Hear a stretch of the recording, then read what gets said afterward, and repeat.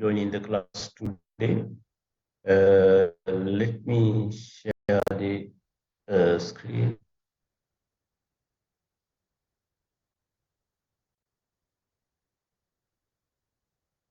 We know now last week we completed how the aggregate demand and then equilibrium income in an open economy, as well as how the multiplier change when we incorporate open economy elements into our analysis. Today, we are going to have basics again, basic elements to continue our discussion open economy with the ISLM framework. So that is going to be open economy ISLM framework. So far, I know that you have learned ISLM framework, but that is for a closed economy, so that it is incomplete. So after the foreign exchange market there, then it will be complete open economy ISLM frame. Let's do that. Now, in our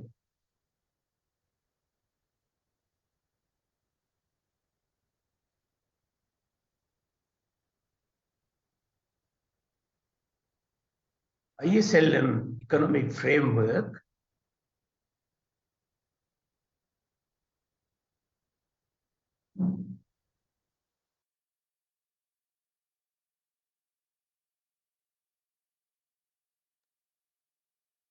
we have output markets.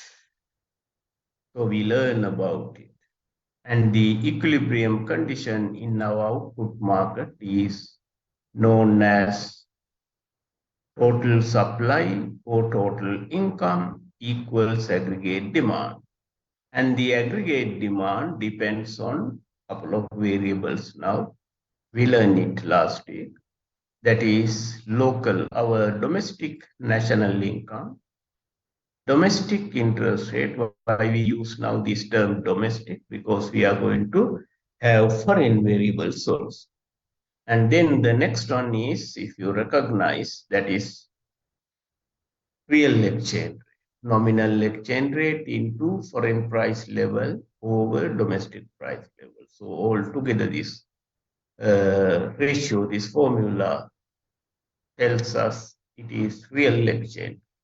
So these are the variables which determine our aggregate demand. We have looked at them earlier at the end of the lecture last. Then we have money market. And the equilibrium in the money market is also, we know, we have discussed this now. Money supply equals money demand. Money supply is a stock variable controlled by the central bank. But money demand, different economies have different interpretations for this because its relationship to income level and interest rate may be different. Otherwise, the money demand is a function of these two variables. So we have learned that as finally, today, last week, we also learned about foreign exchange. So foreign exchange market equilibrium is known as zero balance of payments. That means, actually, in other words, similar to other markets, demand for foreign exchange equals supply for foreign exchange. So the line at the bottom says that demand for foreign exchange equal supply of foreign exchange. At that point, BOP equals zero. So the demand for foreign exchange depends on these variables. What are these variables? Y, that is domestic income level. E into PF over PD, that is real exchange rate. R, that is domestic interest rate. Remember, it is domestic interest rate now, and RF, that is foreign interest rate. If you want to make the model complicated in your studies, deeper studies, you can bring other variables also, but we are in a model world, so only the most important ones we take into account. So the supply of foreign exchange, that depends on foreign income level, YF, again, real exchange rate, and domestic interest rate, and foreign interest rate. So all these variables are the same. The difference is only here we have domestic income level in terms when we explain demand for foreign exchange, but here we have foreign income level in the case of foreign exchange supply. Right, so these are the three markets now that we need to incorporate into the our ISLM framework. But before that, we should learn how do we incorporate foreign exchange. We know how to incorporate output market and money market with the use of IS and LM. You learn it, but how do we incorporate foreign exchange? Let's look at that part first.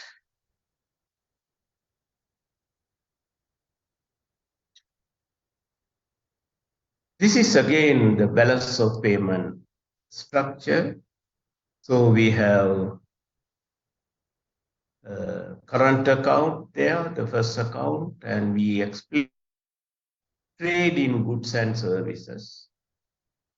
There may be other things also like income, primary income, secondary income, and so on. But it is interpreted in our model as trade in goods and services. And it's a function of domestic income, Y, foreign income, YF, and RER. So our trade in goods and services is given in the model as NX. NX means net exports. So we have all model for net exports, taking import function, export function, and then net exports function. The second account is the capital and financial account. In short, we call it capital account, which explains trade in assets. And it is a function of domestic and foreign interest rate. Domestic and foreign interest rate. So that part we haven't studied yet. So we are going to do it right now. So we have a account, capital account is CF, and CF stands for net capital in here NX, net exports, and here we should have written it as NCF, net capital inflows.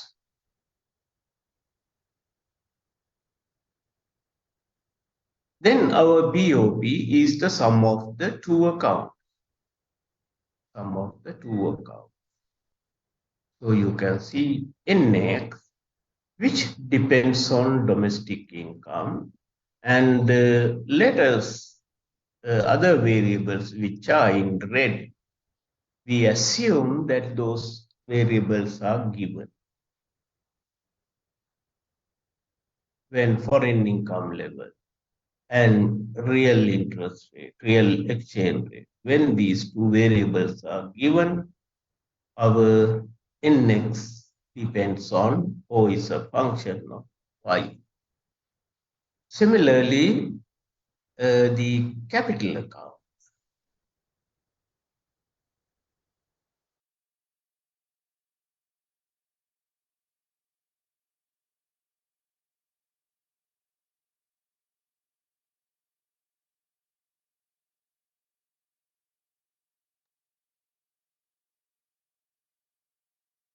R domestic interest rate and RF not foreign interest rate. So the net capital flows, net capital inflows actually we are talking about. So inflows minus outflow. Then we have the net capital in. It depends on domestic interest rate, whereas foreign interest rate assumed to be RF 0. You can take as international interest rate or LIBOR rate or US interest rate or whatever the most appropriate international or world interest rate for RF naught. So we have domestic interest rate terms.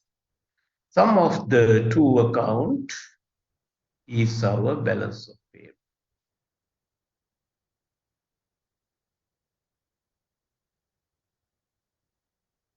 Here it is explained NX is inversely related to Y. That is because the relationship here is explained assuming foreign income level, that is YF naught, and real exchange rate, that is EPF over PD, they are fixed at these values.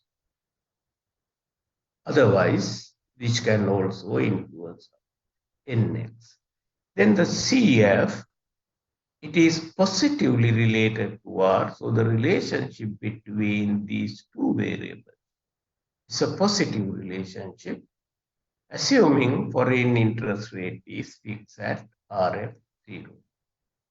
So which means now if there's a positive relationship between these two, then when domestic interest rate is going above the foreign rate, it will generate more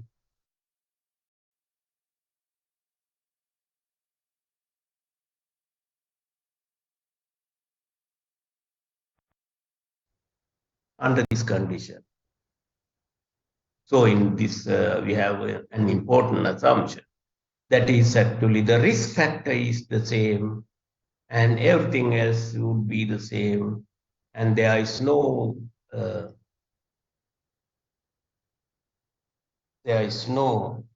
any other factor that investors have to consider whether the country would honor my money that if I invest in their asset, whether they declare default. Or, so those kind of issues are not here. We assume that both countries, Sri Lankan bonds and US bonds, both give the same risk factor. In that case, if our interest, if it is going, sorry, if it is going above the foreign rate, we will have higher CEF. What is the reason? Capital inflows will be higher. If we have lower domestic interest rate like this, then actually CEF should fall. CF should fall because of the capital outflow. Okay, so I hope that you got the idea how we incorporate these two variables, domestic and foreign interest rate, into our analysis to explain capital flows. Right. Now, just like you constructed net exports function, we are also going to consider net capital flows function. So the function is already given here. We only have to explain what are these stuff. CF is net capital inflows.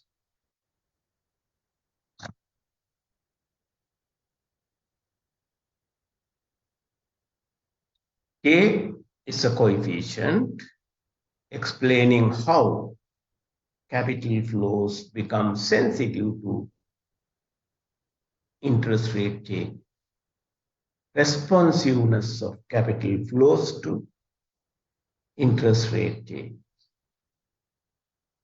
It is explained by the coefficient K. And then we have domestic interest rate minus foreign interest rate. Domestic interest rate minus foreign interest. Now assume that R equals foreign interest rate. In fact, it has to be here equal sign. So domestic interest rate equal foreign interest rate. What happens here? Both are the same. So this part will be 0. Therefore, the whole part will be 0. So that CF is 0.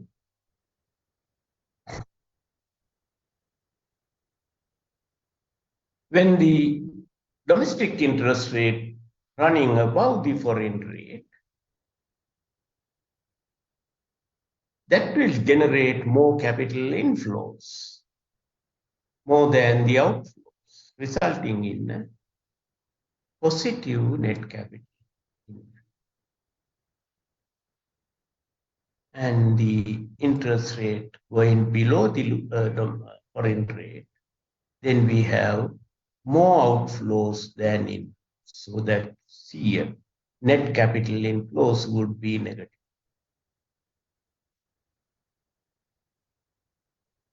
You can rearrange that net capital inflows function and to look at it alternatively like this.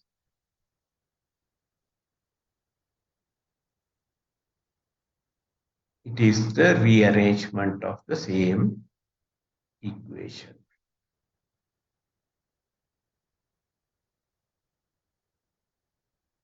Written it down as a function of R, domestic gain.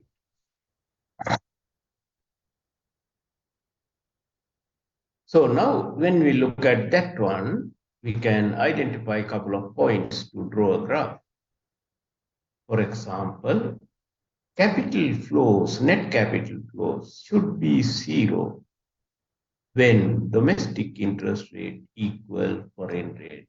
It is the same thing you mentioned here as.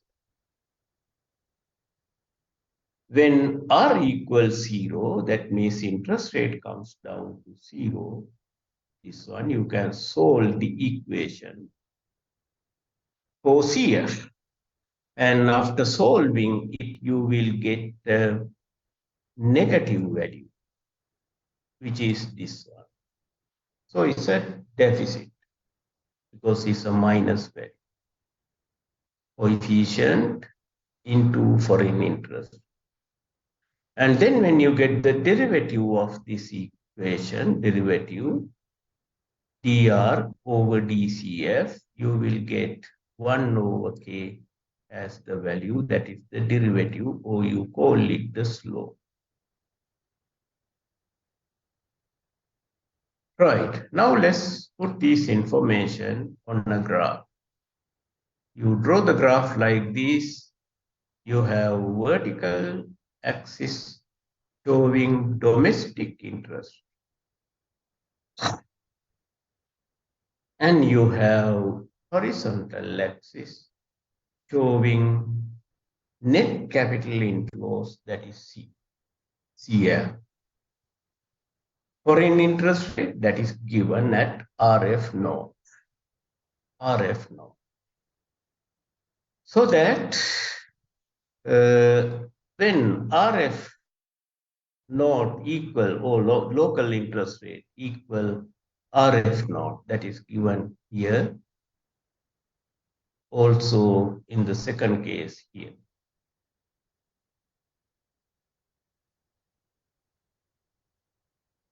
What do you find that point? That point should be here. Because domestic interest rate is R naught and the foreign interest rate is RF naught.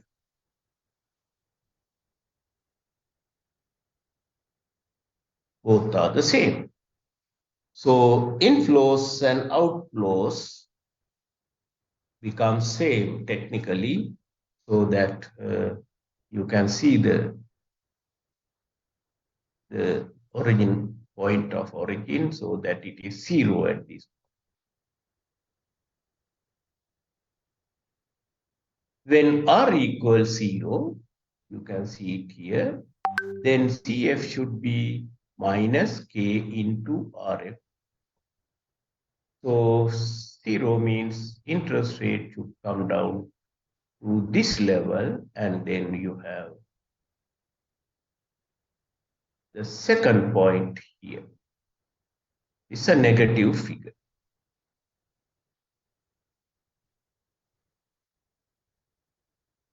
From the point of 0 in this direction, we have minus net capital inflows. That means outflows are bigger. In this direction, we have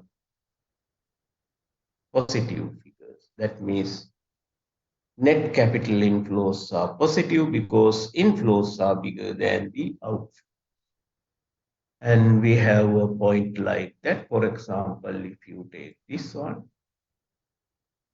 R is bigger than RF naught. Where is that point? That point is here. So which means now your point that you can mark here. If domestic interest rate is lower than foreign rate, you can mark the point like this.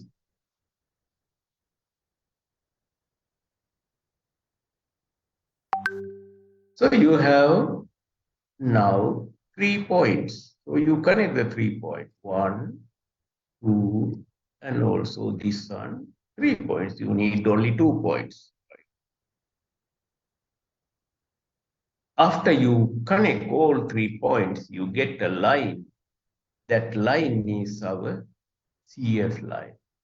And CF line at a given foreign interest rate, because we did not change that interest. What will happen if we change that interest rate, foreign rate?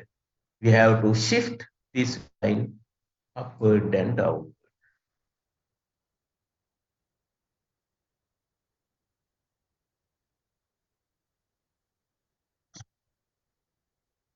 Now, BOP equation, we have to derive a BOP equation, which is the sum of the two accounts, NX plus CF. And BOP at equilibrium, it should be 0.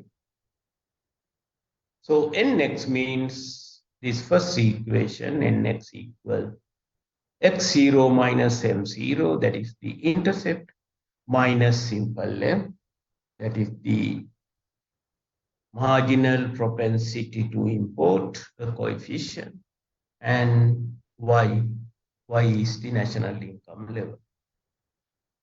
Assuming constant other variables. The second, CF is the equation that we saw now, just now. Assuming again RF naught constant, so that we have constant variables. Therefore, the sum of the two would be this one. And remember, IS line and LM line both are equations given by the equations, and those equations explains interest rate. We have written them for interest rate. In the same way, we rearrange this equation also for R. Where do you find R here? R is this one.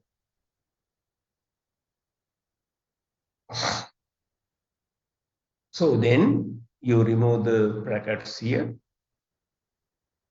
Therefore, you got KR, and this is KR, and all the other variables on the right side. Now you remove K by dividing the whole equation by K, so that you will get K here and here.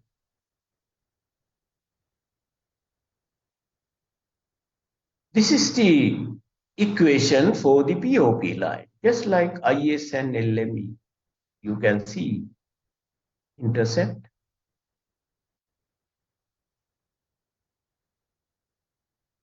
It is explained by all these variables. And you would see the gradient, the slope, simple m over simple k. Simple m over simple k. Where is simple? What is simple m?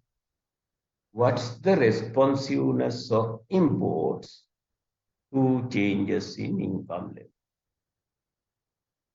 What is simple k?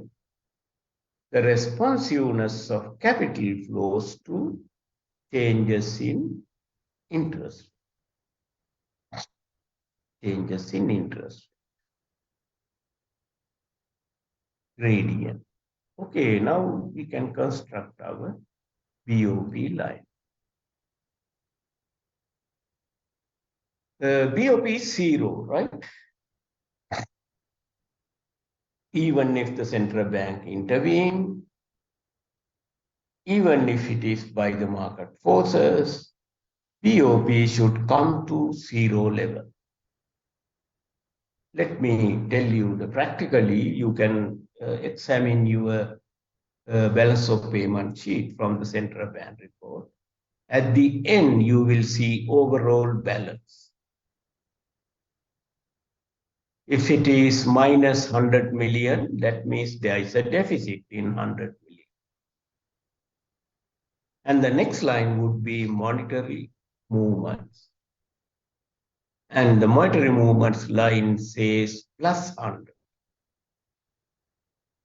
Overall balance minus 100. Monetary movements plus 100.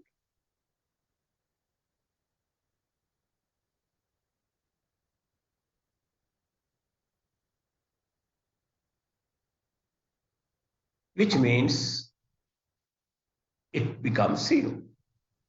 What does it mean actually? It means if there's a deficit and uncorrected deficit, a market has not corrected for some whatever the reason, then the central bank has to reduce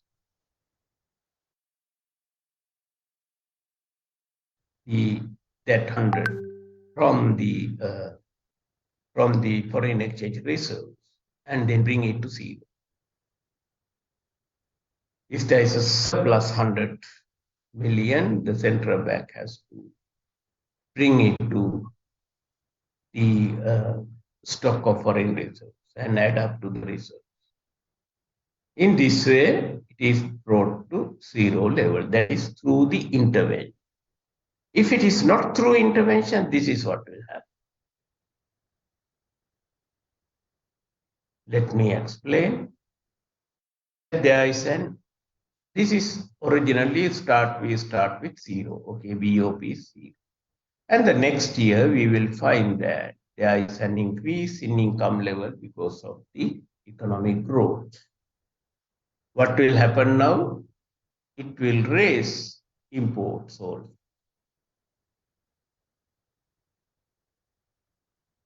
When the imports go up, it will reduce NX.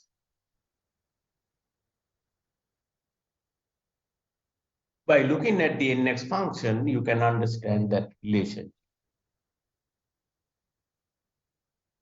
That means growth causes current account deficit. Under the condition that imports are sensitive to national income.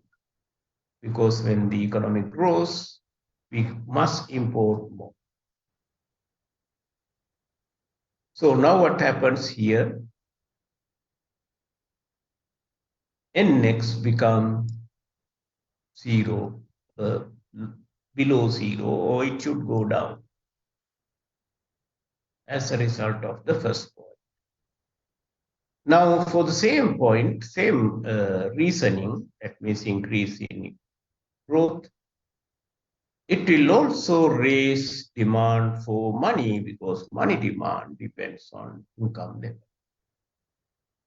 as well as interest rate, right? So when the income level goes up, now money demand rises. When there is increase in money demand, it will raise interest rate.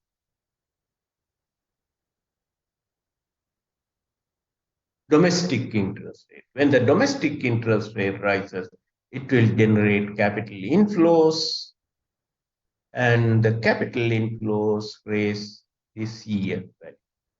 That means you are looking at now under the second point, the CF value. It should go up. When NX goes down, for the same reasoning, CF should go up. Therefore, BOP is zero again, determined by the market force.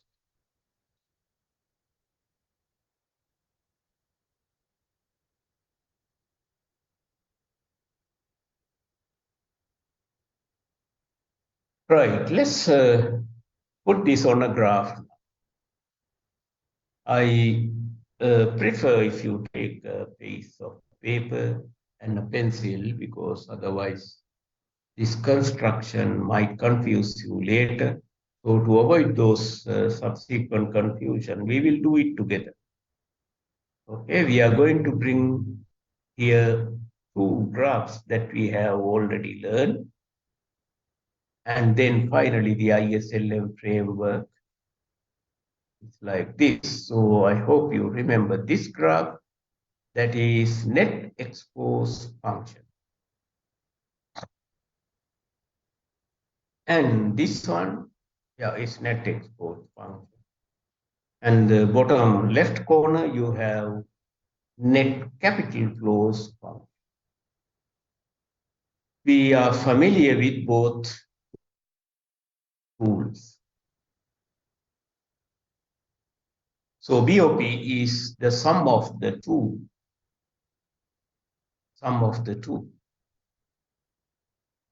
So that we connect those two graphs here like this.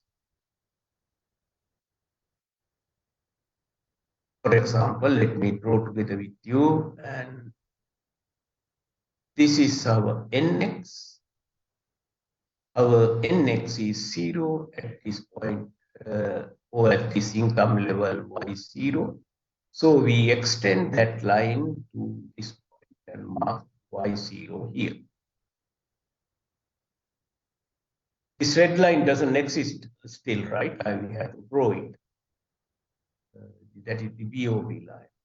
And then we got the, on the other graph, a net capital inflows.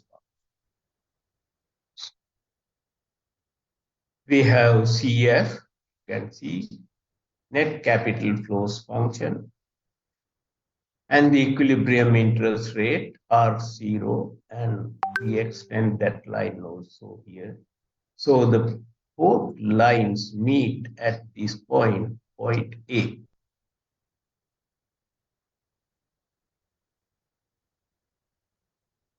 So what is point A? Nx equals 0, CF equals 0, so that BOP should be 0.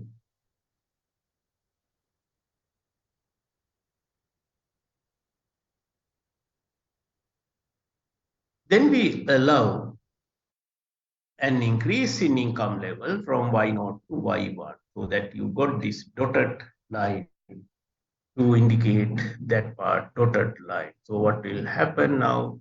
You have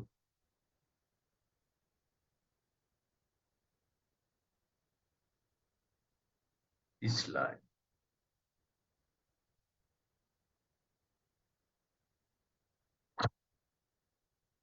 And what happens to Nx? Nx become negative.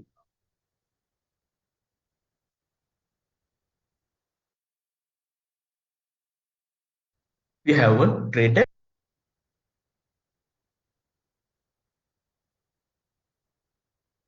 If you have a trade deficit, let me get the explanation.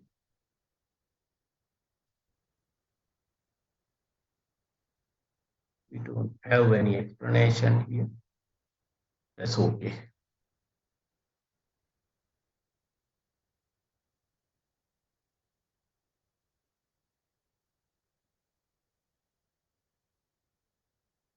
So when Nx become negative at this point, at this point, BOP now turned to be in deficit, and that deficit point is given here. You can see we have marked BOP deficit.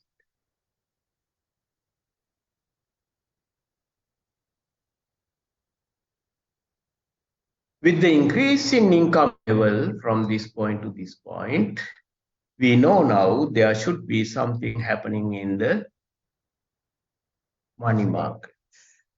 Money demand goes up, so that interest rate should rise. That's why we have this upper level, upward arrow showing that increase in interest, which will bring balance of payments into equilibrium, because there has been a decrease in NX, and at the same time there has been an increase in CF.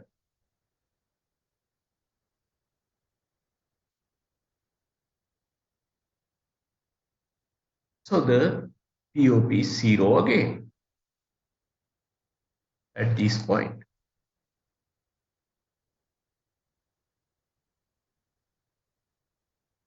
So now you can connect these 2 points and draw a nice POP, or sometimes you also call it BP line. Upward sloping POP line.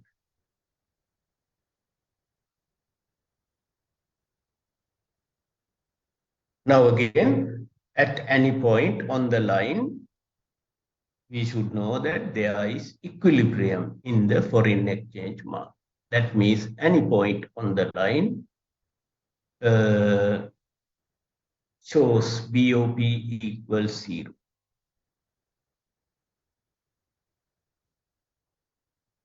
Any point below the line or right side of the line shows balance of payment deficit, which is subject to automatic adjustment, automatic correction. Any point on the left side or above the BOP line similarly shows BOP surplus, which is also subject to corrections.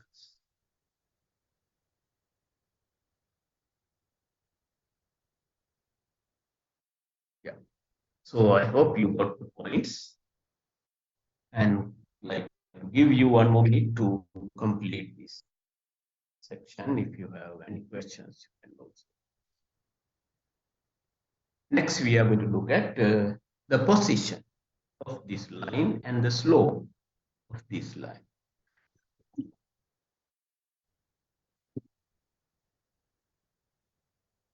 Sorry.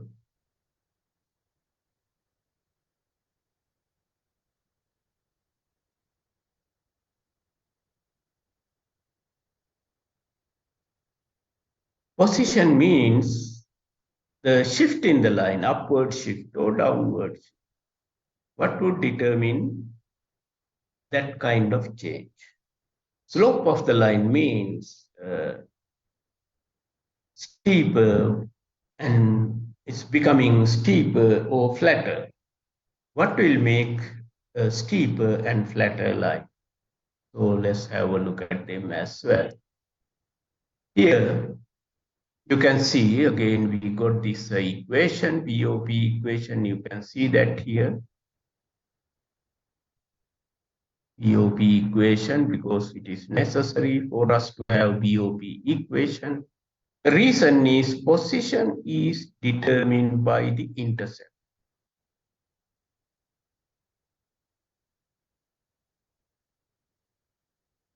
And the slope is determined by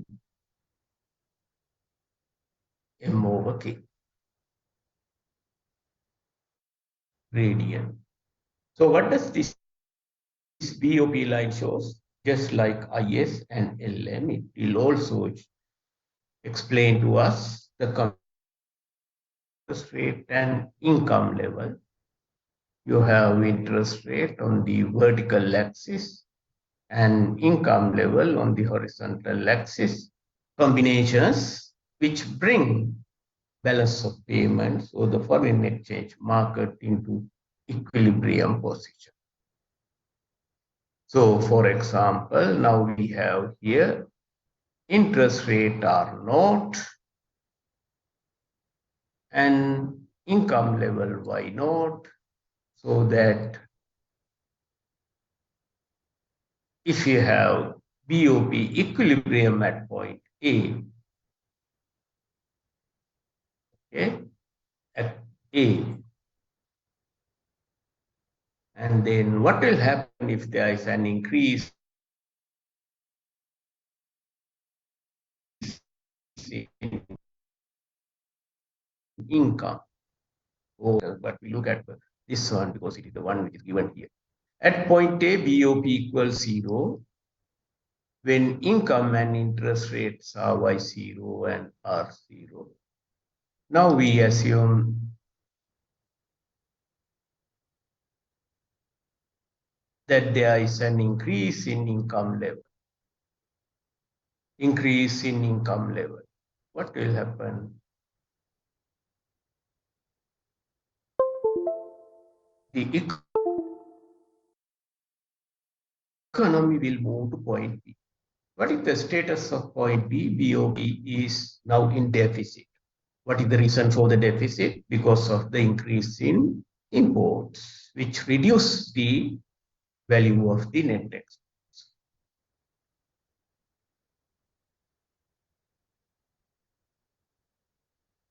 Due to falling NX, BOP becomes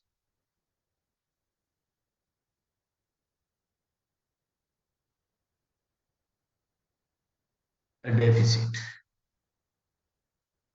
Now, interest rate should rise to R1 because now it should move upward to this level, which is the interest rate, to generate enough capital inflows to compensate, to trade off, to cancel out.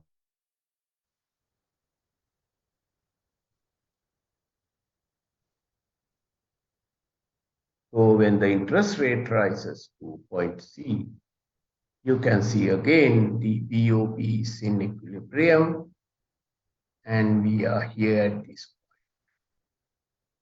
So point C is equilibrium point, point A equilibrium point B, as we said earlier, BOP deficit, point D, BOP surplus.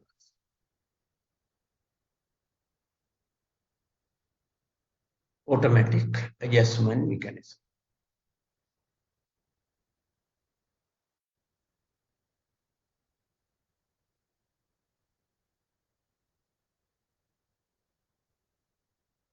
This is the position of the BOP line. Now we know that BOP means NX plus CF equals 0.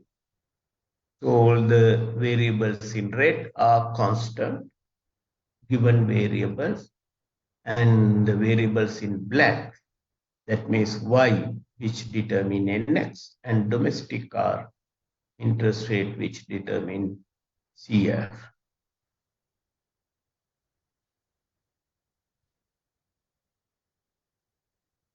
So these other factors which we assume to be constant, like these factors, including foreign interest rate, the change in these factors shift the BOP line upward or downward. So the position of the line change. Position of the line change. For example, an example is given here. Example is RER appreciation, real exchange appreciation, appreciation of the exchange rate in real terms. And I hope you understand it now because we have done it earlier, RER. If the value of RER goes down, then we call it appreciation, just like nominal exchange. If the 330 rupees per dollar goes down to 300, then it is an appreciation, strengthening the rupee, in other words. What will happen if there is a real exchange rate appreciation? We have discussed its implications on the BOP, particularly the trade account, because it affects trade. You can see it here. It affects NX. If there is an appreciation of the exchange rate in real term, it is bad for exports, so that exports should go down. But it's also bad for domestic produce, because domestic produce also lose their competitiveness against import, so that imports should go up. Exports should go down, imports should go up, resulting in a deterioration of NX. NX goes down. NX falls.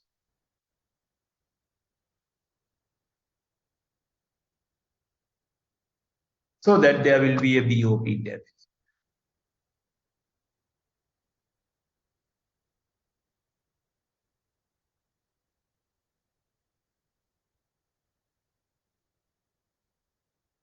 So how do we incorporate this? So if we look at the intercept, this one, you see X naught minus M naught. And here we have got X1 minus M. This is, you need to think a little bit about what happens to the value of this one, as it is mentioned here. You can see that the value has gone up. Why the value has gone up? Let's work out this way, because we mentioned that exports should go down, so this one should go down. Import should go up, so this one goes up. So if it is 0 earlier, now it is going to be minus figure. And here we also got minus, so that minus minus plus, so that this value should go up. That's why the red line shift upward.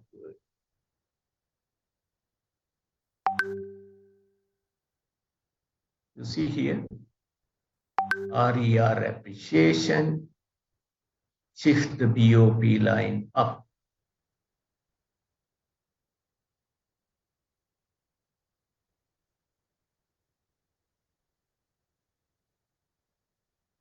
Which means now the equilibrium point should be here. Because of that, point A become deficit due to falling NM. Position will change. So you can look at other variables also and how the position will change. For example, I encourage you to look at US economy is having a problem. So decline in global economic growth. What will happen to our BOP function? And the US raised the interest rate. What will happen to our BOP function? So those things you can work out yourself and then expand your knowledge on these two.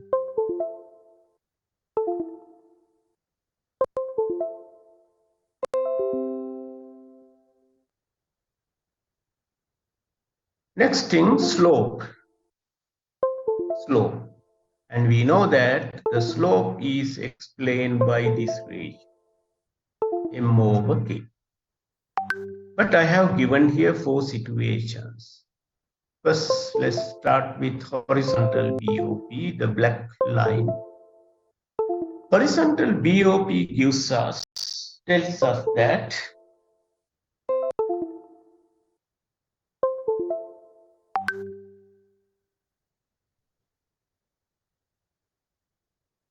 There is perfect capital mobility.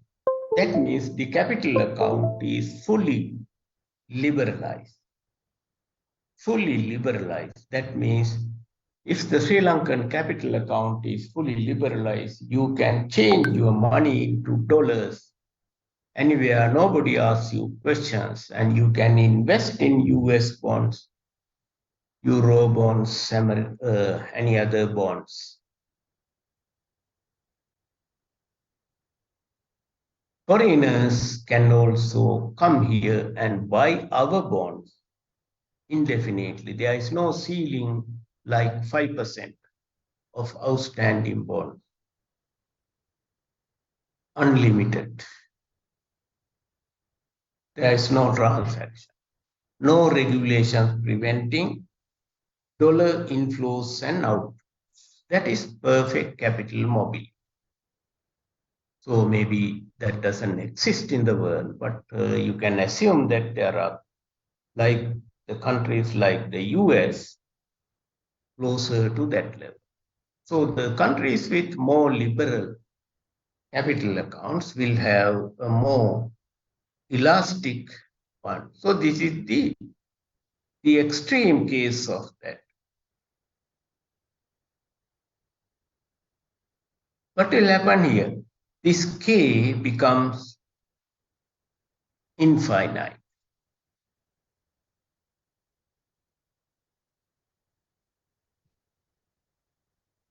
And the BOP line start at domestic interest rate equal foreign interest rate also here at that point. So the balance of payment is influenced greatly by capital inflows and out. In an economy where capital account is fully liberalized, which we call perfect capital mobility, we should have horizontal BOP line. Compared to that, let's go to the next one. Now, higher the degree of, not liberalized as such, but mobility, degree of capital mobility is allowed to a great extent.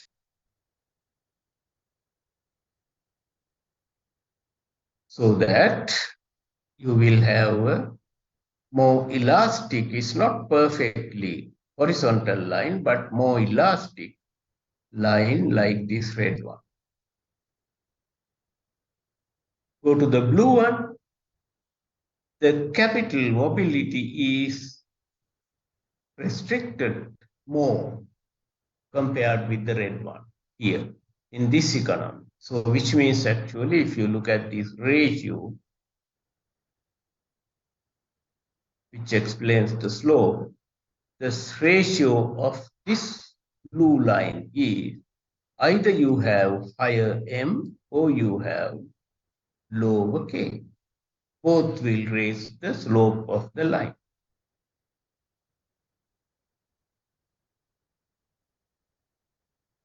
So finally, the purple color one, that is an economy with no capital mobility. That means the BOP outcome is determined entirely by NX, the trade account. No capital movements are allowed. No capital mobility gains.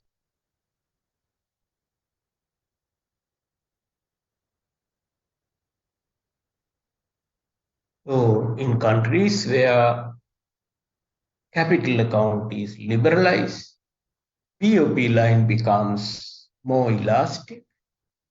In countries where the capital account comes under regulations, BOP line becomes more and more inelastic. General situation. Now in Sri Lanka, it has to be more inelastic, like the blue one, or even with higher slope. Why? Because we have a lot of capital controls. If you take $100 bill to a bank, you have to explain to the bank how did you get that $100 bill. Otherwise, you cannot change it to rupee. If you want to take money out of the country, you need to provide documentary evidence or whatever it is, without which you cannot. You have to get the permission from the bankers, ultimately the central bank, because capital account is not liberalized. So that our BOP line should be more inelastic. Okay, so we have got the two things explained: the position of the line and the slope of the line, BOP line.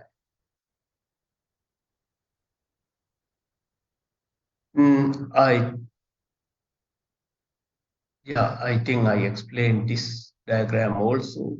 That is the end of the program. So I continued quickly today. Let's anyway explain BOP schedule. Now we are going to put IS, LM, BOP all together. Now you are familiar with these two dotted lines. One is IS, which shows goods market or output market equilibrium.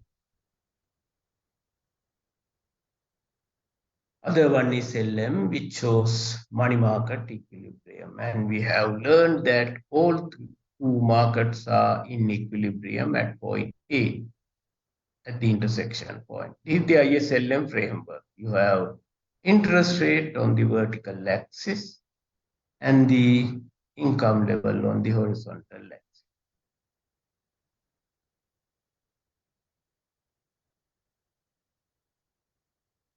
If the economy has no capital mobility,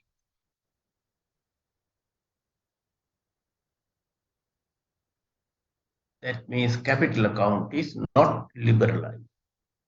What kind of BOP line we will get? We will get a vertical BOP line.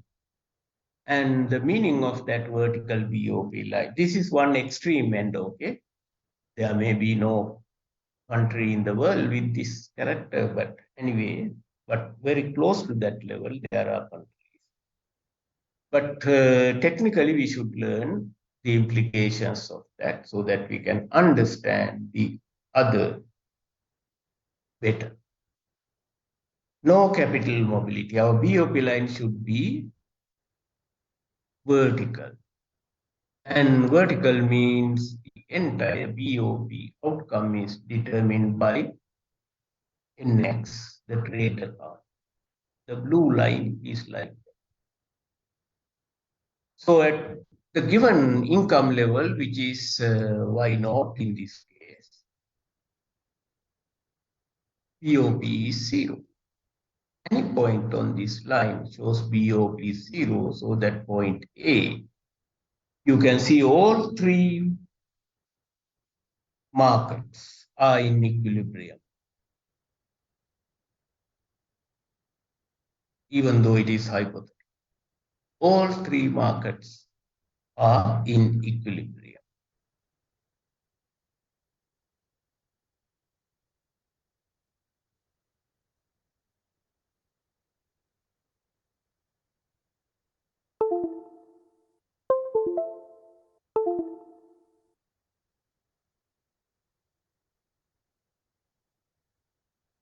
If you choose a point somewhere here,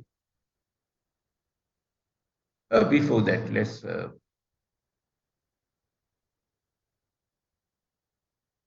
you can see on the right side of that line shows that BOP is in deficit because NX is in deficit. Now, for example, if you choose a point like this, can you explain all the three markets, the status of all three markets? You can see that I have given here index is in deficit, but we can explain the reason for that.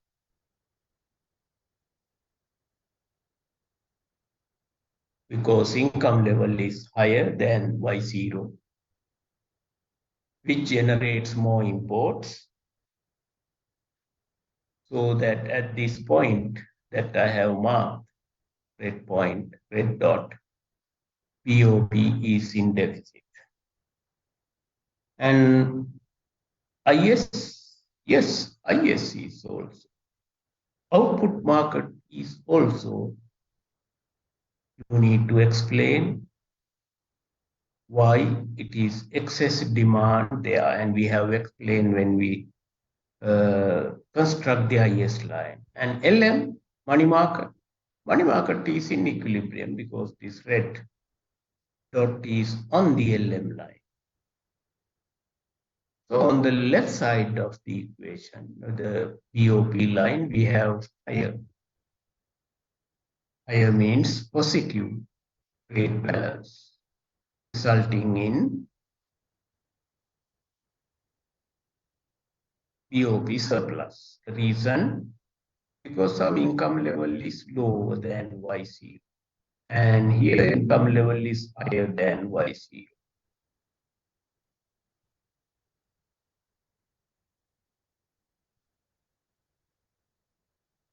The next one, we will put it on the same graph, other extreme end, that is the BOP line with perfect capital mobility. So we know that it has to be a horizontal line like this.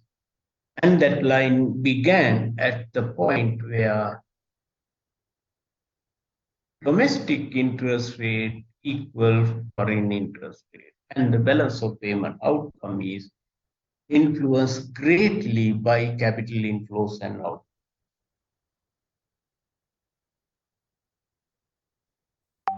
Any point below the BOP line explains BOP deficit. Like this, what is the reason? For example, if you choose a point like this, BOP is in deficit. What is the reason? The reason is domestic interest rate is below the given world rate. So it will generate capital outflows.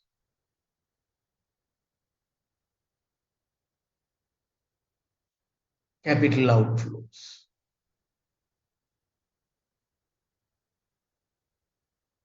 And any point above the line shows BOP surplus. Why? It is because higher interest rate. For example, if you choose a point like this,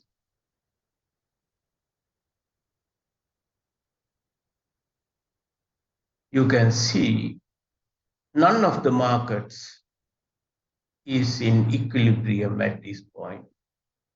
But as far as the BOP is concerned, because domestic interest rate is higher than the world rate, therefore it will generate capital inflows resulting in BOP surplus.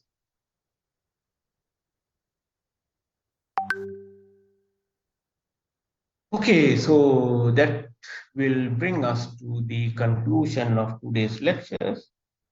We will continue to discuss our policy implications. Oh, by the way, there is, I think, one more slide that I explained. Let's move to that as all three markets are in equilibrium here at point A. That is the last point. Okay, what we are going to do next week is we are going to look at foreign exchange market response to fiscal policy. Afterwards, we will also look at how the foreign exchange market responds to monetary policy. And we are going to look at that response through our model. Now, generally, people say that, okay, if the government is running a budget deficit and exchange rate will come under pressure. Only half of that statement is true, because we have omitted most important things there. Fiscal expansion leads to not always BOP deficit. Sometimes it also leads to BOP surplus. That is, if you have more liberal capital mobility, there will be a BOP surplus. It will lead to a BOP deficit in economies where capital mobility is restricted. Then again, there are some loose statements that we can make about the adjustment flows. Because there also we need to look at what is the central bank impact on exchange rate, whether it is central bank intervene to correct the exchange rate imbalance, that is fixed exchange rate system, stable exchange rate, or the central bank leave it to the market. If it is leave it to the market, the adjustment will take place through changes in the exchange rate. If the central bank intervenes, there the adjustment will take place through changes in money supply. You see now, fiscal problem has the link to foreign exchange market, as well as, in this case, money market.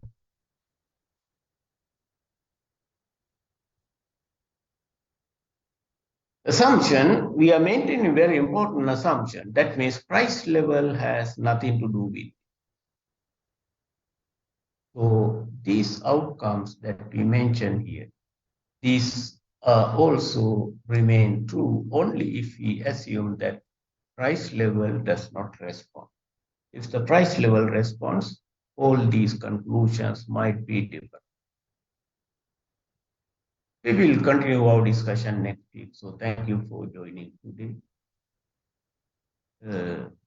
If you have any quick questions, you can consider. Otherwise, we will leave now.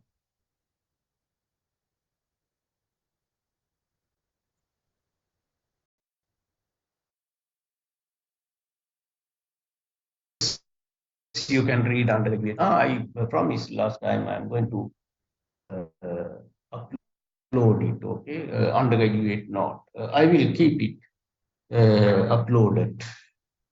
Thanks tonight. Thanks for reminding me. So see you then. Thank you.